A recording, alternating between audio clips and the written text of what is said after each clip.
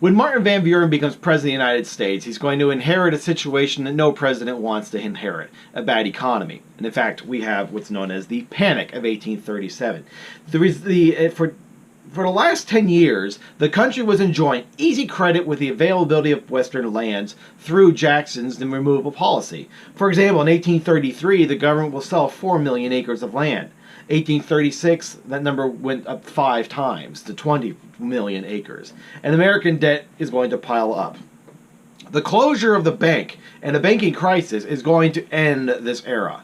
The American economy was vulnerable to the disruptions, particularly with foreign capital. And in 1836, the Bank of England is going to tighten its credit policies. And it's going to raise the interest rates and reduce the credit lines of British merchants involved in the American trade.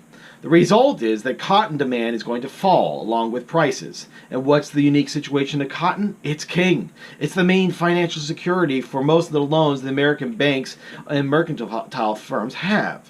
So the fall in prices made investors rush to the banks to redeem their notes in specie. And remember, specie is basically silver or gold, precious metal as opposed to paper. The banks are going to start ceasing the payment in hard currency. And in March of 1837, the panic hits New Orleans. Why is it going to hit New Orleans? Well, we usually don't think of New Orleans nowadays as a major entry or exit point in the United States, but it is. We usually think of New Orleans as a big party capital. But nonetheless, New Orleans is a major economic hub even today. And this is where much of the cotton that's coming out of the South is going through because it sails down the Mississippi River. By May, it spreads to the banks, and bankruptcies are going to multiply, investment capital is drying up, and businesses are going to stagnate. And we even have an unemployment rate that ranges all the way up to about 20%. The Great Depression is it goes up to about over 30%. So it's how big this unemployment rate was. The economy is going to start recovering in 1838, but new restrictions in credit is going to drive this depression even further, and we won't even see an economic recovery until 1843. The Whigs are going to have a field day with this. They're going to blame Jackson's policies over the bank, the destruction of the bank and its policies on paper money.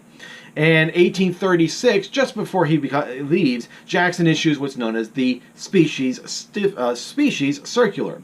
It stipulates that large blocks of public land could be bought and sold only with hard currency. This applied mostly to Western lands, but here's the problem with it. Where are all the major banks? Which cities have I been mentioning? Are they in the West? No.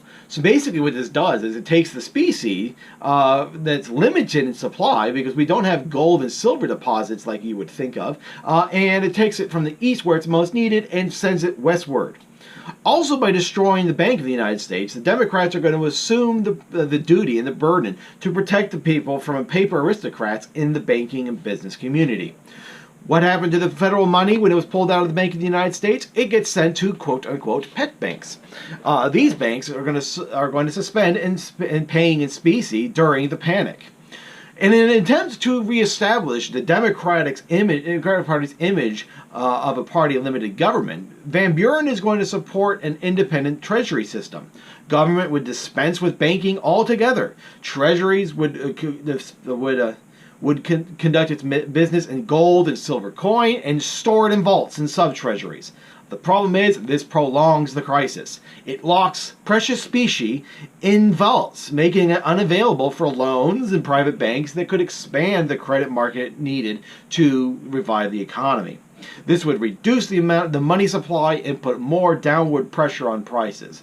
The result is Martin Van Buren is powerless to stop the economic depression, and it ultimately is going to kill his presidency to the point that he will not be reelected in 1840.